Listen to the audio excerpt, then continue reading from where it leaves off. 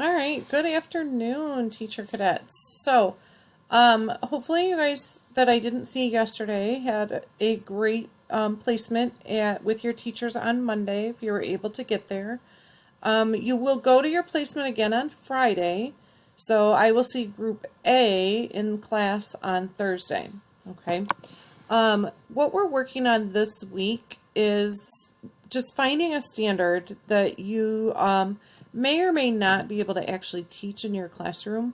But we're going to really dive into a standard and do some unpacking, and you're going to plan a really detailed lesson around it. Okay, so it's the same assignment that you've been working on, and we started it on Monday, depending on if you were at your placements or not, and then you worked on it again today. So I talked about it briefly at the beginning of class. So you're working on this lesson plan assignment, and what I want you to do is to find a standard and copy and paste that standard into this box. So where do you get a standard from?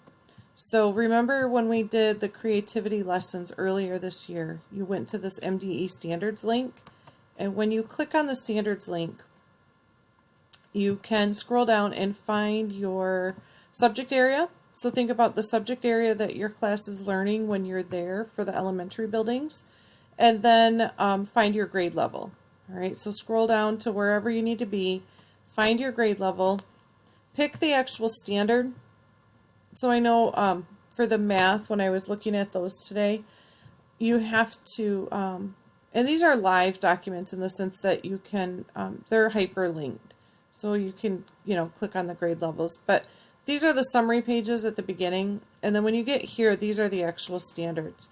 So it looks like for math, like really all of this stuff is. So I would think you'd probably want to pick a bold title and then a section underneath it, okay, to do the unpacking.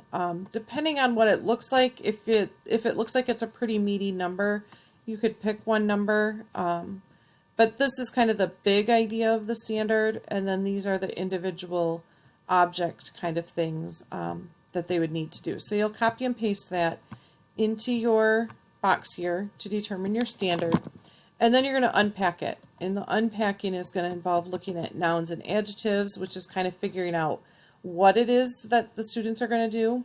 And then when you look at the verbs, you're looking at kind of how the students are going to show that they know that, which then will help you to figure out how you might assess them. So up here, it's just finding those nouns and adjectives, and then what those nouns and adjectives might be asking. And then this is the verbs. And then down here, you're going to start to think about, okay, well, if these are my nouns and adjectives, what's my big idea? What are the students going to really learn based on those nouns and adjectives? And then when I look at my verbs, what's my basic understanding, and how are the kids going to look at that as I'm going? And then what questions might you need to ask students or to have as guides for students to help them understand that big idea? For this one, what will students know? It's like, what do they know at the end of this? So at the end of your lesson around this standard, what are the students going to know? And then for E, what are they going to be able to do? Okay. And then when you're looking at, for number 4, this is where you're looking at how it might be assessed.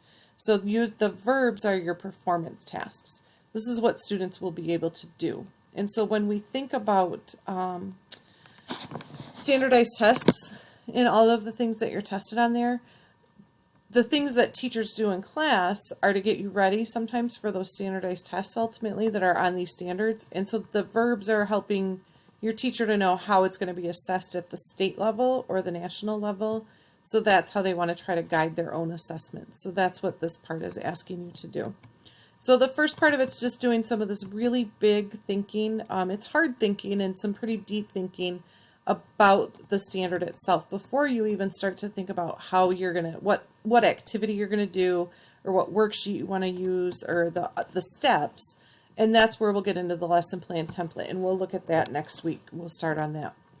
This is going to take us several weeks to go through because I'm hoping that you're going to be in their places more And I'm hoping to get you into some placements even in the building if we can get back to fully face-to-face.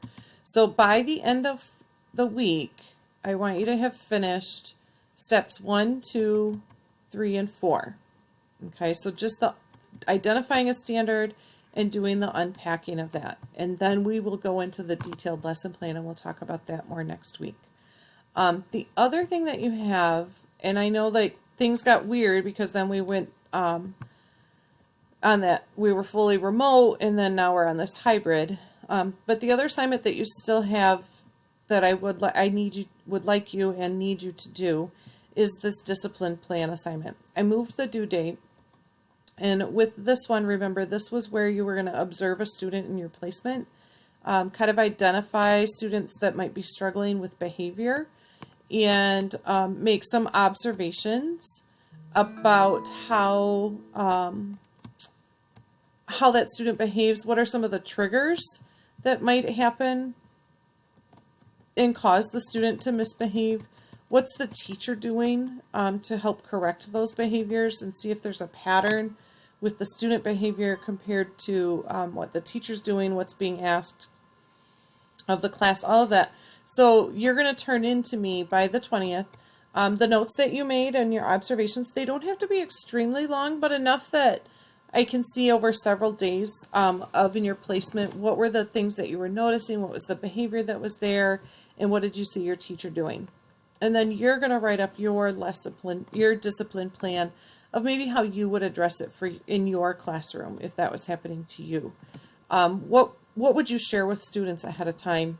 What are some examples when there is misbehavior? If it's a chronic thing, if kids are constantly doing it, how are you going to do with that different? References, if you use any, you should use some. You could link those in the bottom of your Google Doc. Okay, this was our paper notebook that we used last year. And then explain how it fits in with your personality, like how is that going to work. Okay, so keep working on. You have 2 things that you're working on. The lesson plan is when you're not in your placement, and then this discipline plan is observations you're making during your placement, and then we'll kind of finish it up and wrap it up when we're in class that week of the 20th. You'll have class time to work on finishing this up. All right, so I apologize the video was a little bit long, but I wanted to clear up a couple of those things for you. Enjoy the rest of your day, and enjoy working on your lesson plans.